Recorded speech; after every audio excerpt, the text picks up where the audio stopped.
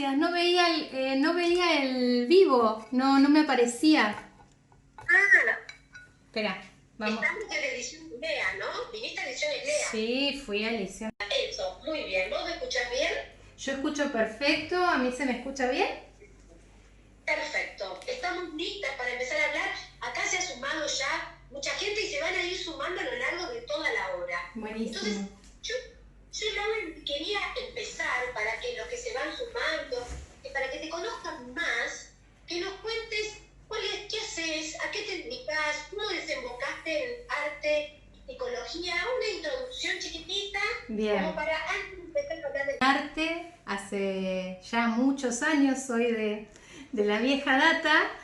Esa fue mi primera profesión y hace unos 24, 25 años viajé por primera vez a India en una búsqueda, camino espiritual y todo este tipo de cosas, y conocí los mandalas. Me fascinaron, los empecé a hacer, empecé a producir mucho. Y también yo siempre fui docente, entonces empecé a trabajarlos o sea, tanto con niños como con adultos. Y, y después de todo lo que fue, bueno, Ediciones Lea es fueron como ustedes como mis padrinos en todo esto, porque confiaron allá por el 2008, 2007, 2008, confiaron en un producto que era nuevo en ese momento y que yo decía, y que se llamó Arte Curativo con Mandalas, que fue mi primer libro y que lo quiero muchísimo como libro.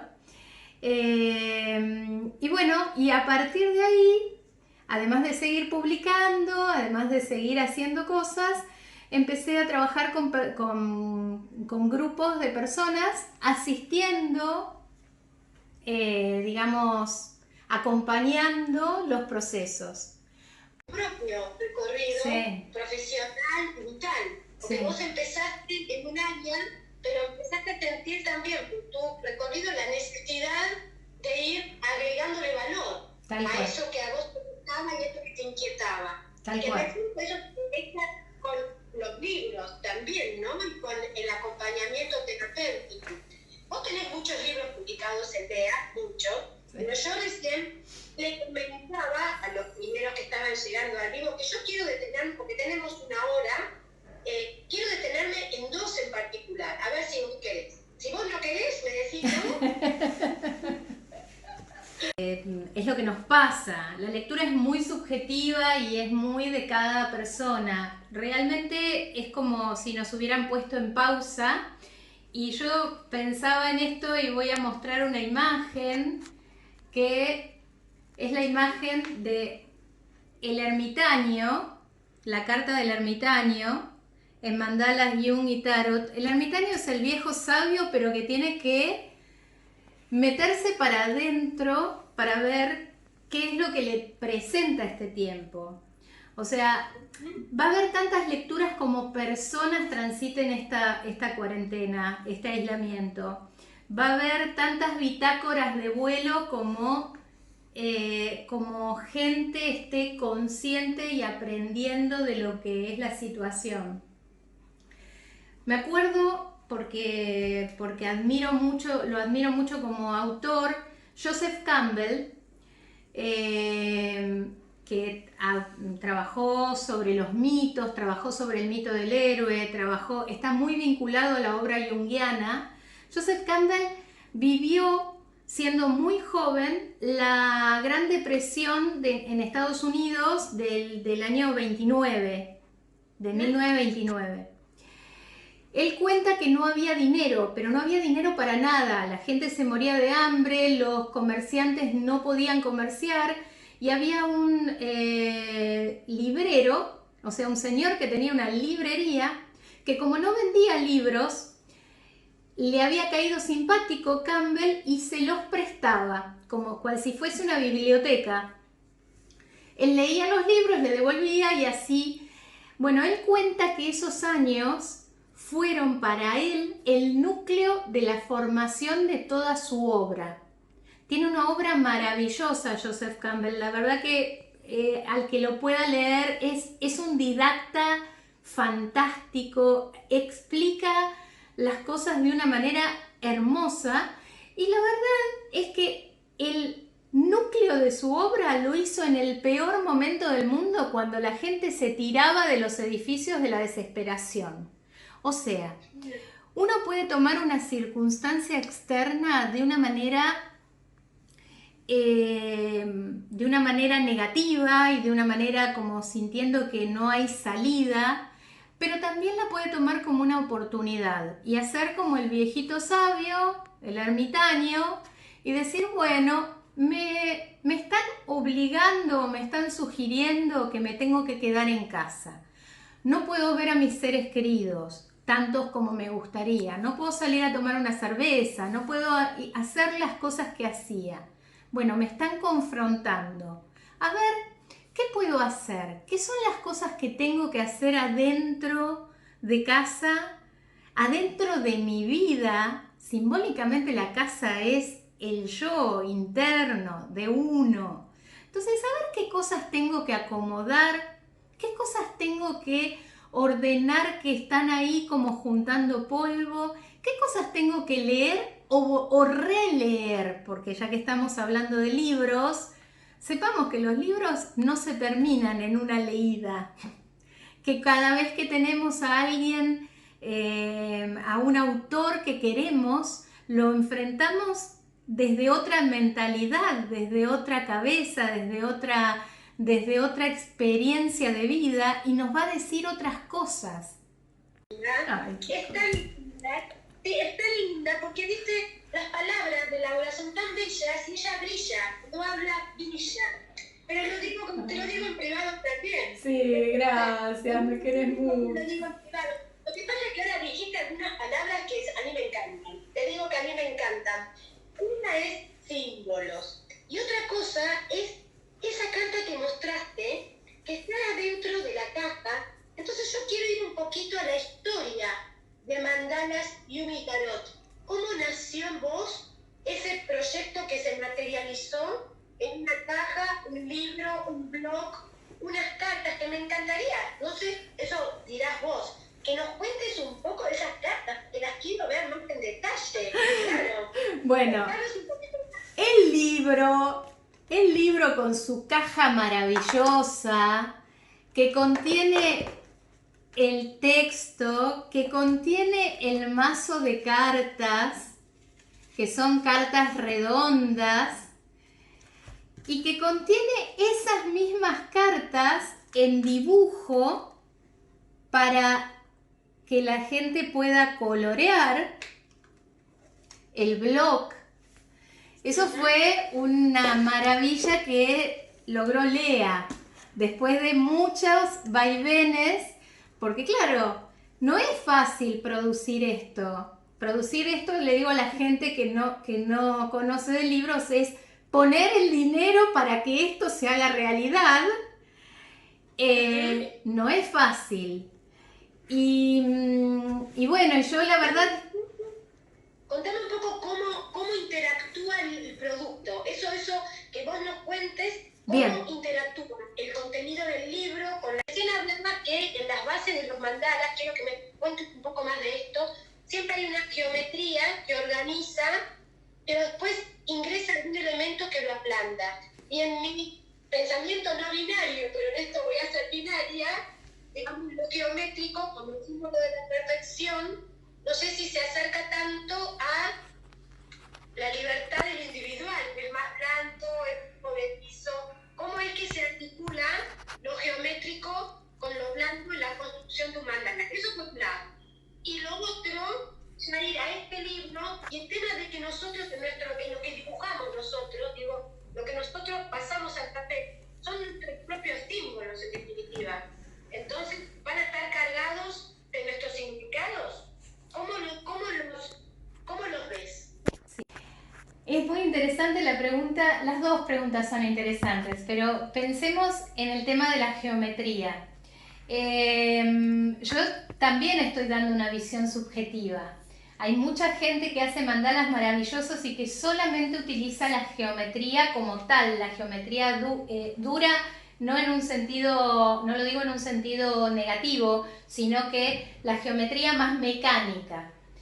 A mí siempre me dio la sensación de que nosotros tenemos, además de esa estructura, somos cuerpo orgánico, y a mí por alguna causa que quizás tiene que ver con mis propios significantes, yo utilizo la geometría como base de estructura, pero después la voy redondeando, le voy generando esa forma orgánica, ¿sí? El mandala, de hecho, el que habló muchísimo de mandalas acá en Occidente fue Carl Jung.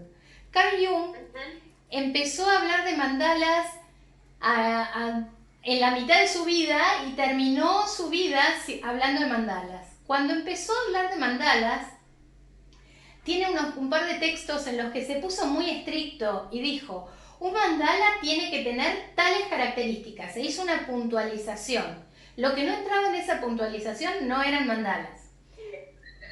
Pero después, pasaron los años, empezó a ver cómo sus pacientes empezaban a dibujar, a expresar desde mandalas de otras maneras que no entraban dentro de la primera puntualización, y casi al final de su vida dice: en realidad un mandala es cualquier dibujo contenido en una forma circular.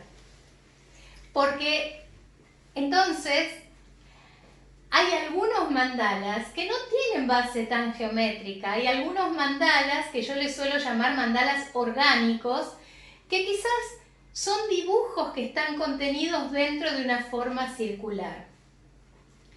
¿Qué hace la forma circular? Permiso. ¿Por qué tiene que estar dentro de una, digamos, simbólicamente, la forma circular? ¿Qué significa? El círculo, creo que desde los orígenes de la humanidad, significa contención, refugio, lo completo. Si uno quiere decir completar la idea, hace esto. Redondea. Si uno tiene que pensar en algo que no entiende mucho, va a dibujar una forma circular. Mecánicamente nuestro brazo, los nenes cuando hacen garabato hacen forma circular porque hay hasta un movimiento mecánico que lo facilita. Y además tenemos un montón desde la luna, el sol, desde el vientre de una madre a punto de parir, desde los frutos. O sea, hay una simbología, el círculo tiene una superposición de simbología enorme, enorme. ¿La naturaleza es circular? ¿Cómo, perdón? La naturaleza, ¿hay cuadrados en la naturaleza? No hay líneas rectas. No hay líneas rectas. La mayoría de las líneas, en los cristales, por ejemplo, las líneas son rectas pero por fragmentos. No son totalmente rectas. En cambio, en la naturaleza el círculo se repite una y otra vez. Por lo tanto, si bien un mandala tradicional, y vamos a buscar alguno más típico, un mandala tradicional tiene un centro, a ver si tengo alguno acá. Acá tengo uno dibujadito. Está con lápiz, pero bueno, estaba en una clase hoy y estaba mostrándolo. Siempre hay un punto central, esto en los tradicionales, un punto central y formas iguales o semejantes que van alrededor de ese centro. Lo que genera es una sensación de armonía rápidamente. Por eso a la gente le gusta, en general a mucha gente le gustan tanto los mandalas. la palabra mandala, en realidad, correctamente dicha, debería ser como con una ja. Mandala ja. Es mandala, mandala ja. Mandala. ¿Qué significa? Mandala es una palabra que viene del sánscrito. El sánscrito es el idioma tradicional de India. Y quiere decir lo circular. En realidad quiere decir cerca, una cerca circular, o sea, lo que divide tu jardín de la calle, ¿sí? Un cerco. Da la idea de protección. Y tanto en India como en el budismo tibetano, los diseños se utilizaron como focos para refocalizar la atención y la conciencia, para que puedas meditar de una manera más sencilla. Los tibetanos, por ejemplo, dicen que la geometría le susurra sus secretos a quien la practica. Me encanta esa idea. Porque realmente lo que se arma con un mandala, decía Jung que era un cosmograma, o sea, una imagen plana del mundo. Y Jung va un pasito más allá y dice que es un psicocosmograma, o sea, una imagen de la organización de tu mente. Vuelvo a los tibetanos. Los mandalas tibetanos son maravillosos. Los tibetanos ponían figuras muy demoníacas, de hecho son feas, con dientes salientes, con caras horribles, en las 4 esquinas de los mandalas. Al principio, hace muchos años, empezaba a ver estas imágenes y decía, ay, pero ¿qué dibujan esta gente? Hasta que cuando empecé a estudiar me di cuenta que lo que ellos ponen le llaman los guardianes de la entrada. Wow. Entonces, ¿qué pasa? Esos guardianes mantienen a los demonios, y vamos a poner la palabra demonios, los demonios del lado de afuera, en lo profano, mientras que lo que está adentro es lo sagrado. Los demonios, si vos le pones un angelito con alas, con una sonrisita, no se asustan. Entonces, tenés que ponerle una imagen que realmente los asuste. Cuando tuve la suerte de estar en sudeste asiático y en distintos lugares en donde hay templos, que los templos replican esto, replican los mandalas. Es como si nosotros viéramos el templo mirándolo desde arriba, sería un mandala. Y realmente las esculturas que ponen para cuidar la entrada son esculturas terribles y que generan temor. Entonces el maestro que en ese momento me estaba guiando en ese templo dice, ¿sabes para qué están estas figuras?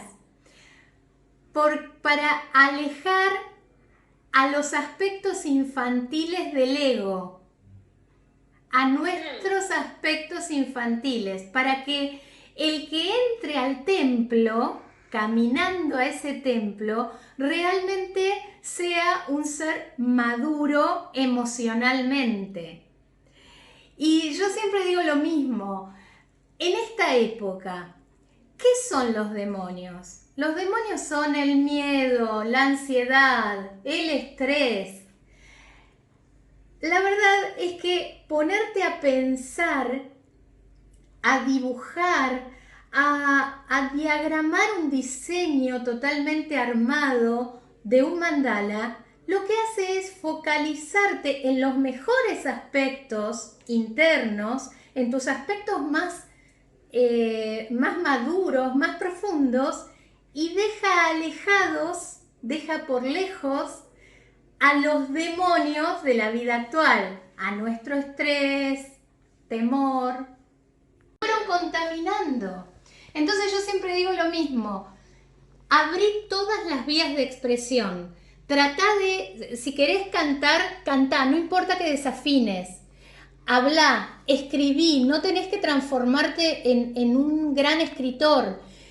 Dibujá, aunque te salgan palotes como cuando teníamos 5 años, pero abrí esa vía de expresión, porque no todo se expresa desde la palabra. Se expresan desde el color, desde el trazo, desde el tipo de formas, desde las elecciones que hagamos en cuestión de imagen.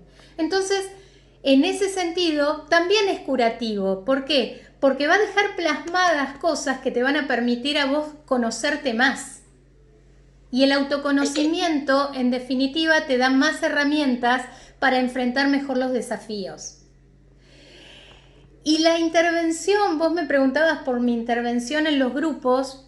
espera, no, ahora te pregunto otra cosa, pensando en esto que decís, el trazo, el color, la forma, digo, ¿hay algún tipo de tipificación, digamos, o, de nuevo, o digo, si hay tipificación, ¿dónde se manifiesta lo individual, lo particular? Eh, hay una hay una frase, no la voy a poder repetir textual, pero el I Ching de Richard Wilhelm tiene el prólogo de Borges y dice que en las grietas, hay una frase que en las grietas está Dios que acecha. O sea, que uno tiene una conciencia muy armadita, un yo soy esto, yo soy Laura, yo soy psicóloga, yo soy artista, y en algún momento el inconsciente, eso que no quería dejar ver, se filtra. Y la verdad es que se filtra, uno puede verlo de distintas maneras. Los psicoanalistas hablan de los lapsus, los más cognitivos por ahí hablan de errores de percepción, pero lo concreto es que siempre hay un espacio en el que se va a filtrar esa subjetividad de la vida. Soy una agradecida obviamente siempre se los digo en privado, se los digo en los libros, se los digo a todos con el tema de Ediciones Lea. Para mí siempre fueron, pero maravillosos, porque me dieron esta vía, me dieron esta posibilidad enorme que es compartir para la gente que realmente quiera sanar o quiera disfrutar o quiera jugar, nada más que eso. Me dieron la posibilidad de que esto esté en papel, de que me lleguen comentarios de Latinoamérica o de España y que me digan, tengo tu libro. El otro día una italiana me dijo, ay, tengo tu libro de tarot, y me hacía unas preguntas sobre los arcanos. La verdad es que eso es invalorable y yo soy agradecida de la experiencia, de mi propia experiencia, de haberme animado a experimentar y a crecer. Y también estoy muy agradecida de toda la gente que me acompaña en mis grupos. Yo tengo gente muy querida que hace muchos años que vienen a mis grupos y que realmente son valiosísimos porque me tienen confianza, porque nos tratamos con respeto y con amor y porque van sacando sus mejores versiones. Y eso para mí es invalorable. Claro, porque se genera vínculo, ¿no? Que eso está como dentro de lo que es el mito de las terapias. A veces hay muchas terapias en las que el vínculo no sucede tanto. Eso que decís vos es clave, porque hay un vínculo de uno con uno, Sí, y también un acompañamiento contenido circular, como los mandalas, ¿no? totalmente. Es como que la terapia se convierte en esta zona circular. Yo tengo Nos la quedan suerte. 2 minutos. Sí, dale. Vos, nos quedan 2 minutos. ¿Podés contar la suerte que tenés? Que tengo Un mensaje final. que tengo la suerte justamente de no ser una terapeuta ortodoxa, entonces me permite eso, vincularme desde otro lugar y bueno, y soy feliz, amo lo que hago, amo profundamente lo que hago. Entonces, bueno, soy una agradecida de la vida por eso y bueno, y agradezco mucho este espacio también. Así que Gracias, Caro, porque no hicieron tantas preguntas, pero vos fuiste una maravilla en las preguntas que me hiciste. Te mandaron muchos corazones, Sí. muchos corazones. Una lectora, oyente, preguntó por el miedo, pero vos hablaste del miedo en un momento, Sí. con una de estas emociones, Ay, ahí ¿no? Pero todos, yo estuve chequeando, los saludé a todos, mandaron, acá te dice Bravo Laura. Sí, ay, conozco algunos nombres que van apareciendo, estoy feliz. Nos quedan 28 segundos. En nombre de Ediciones Lea, muchas gracias a todos los oyentes lectores que pasaron. Pueden comprar los libros de Laura en nuestra web o en la tienda de Mercado Libre o en las librerías. Un abrazo gigante. Gracias a todos. Gracias. Y nos estamos viendo pronto. Gracias a todos. Chao. Chao.